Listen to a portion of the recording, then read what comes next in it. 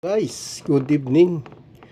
Magbibigay na naman tayo guys ng isang magandang halaman na makakatulong sa ating kalusugan, no. Ito guys ang malunggay, no. Ang malunggay, maganda yan guys na halaman at gulay. Ginugulay natin yan, no. Ayan dito guys, oh. Mga taglay na bitamina ng malunggay at benepisyo sa katawan ng tao. Nagtataglay ng mga bitamina ang malunggay na sagot sa katanungan natin kung ano ang benepisyo ng malunggay. Narito ang mga naitala ng Medical News Today na mga benepisyo ng malunggay sa katawan ng tao. Ito guys, vitamin E. E na alpha guys, apple, vitamin E guys. Vitamin B1 o thiamine. B2 o riboflavin.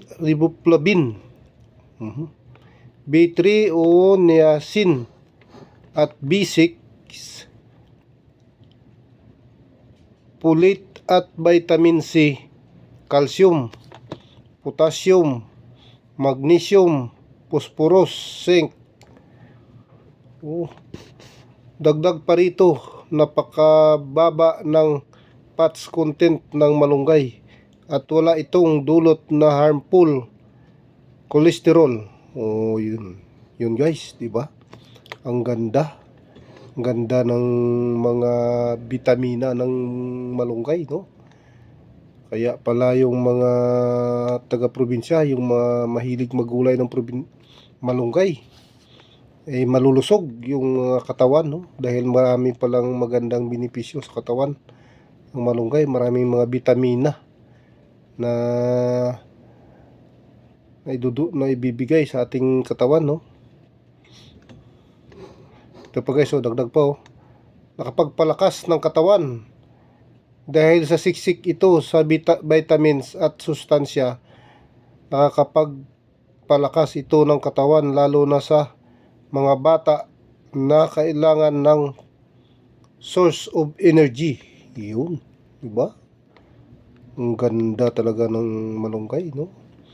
Kaya